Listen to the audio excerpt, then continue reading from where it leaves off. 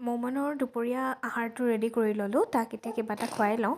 বাতিটো তাত থোৱা দেখি দেখিছেনে, হাতখনে চুবলৈ বিচাৰিলেই নহয়। তাৰ এতিয়া 7 মাহ চলি আছে, মানে 8 মাহত ভৰি দিলেহি। আৰু তাক মই এনেকৈ দুপৰীয়া কিবা এটা খাবলৈ দিওঁ আৰু সেয়ে তাক এতিয়া খুৱাই লওঁ বুলি ভাবিলোঁ। আজি তাক মই বিচনাত এনেকৈ খুৱাইছোঁ দেই।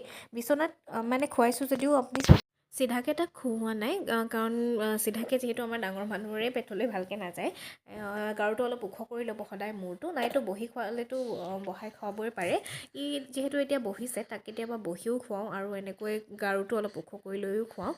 ফুড চেয়াৰবিলাক আজিকালি টেবুলবিলাক পায় কিনিবলৈ, কিন্তু অলপ সময়ৰ কাৰণে কিনি এনেই অযথা সেইবাবে লোৱা নাই।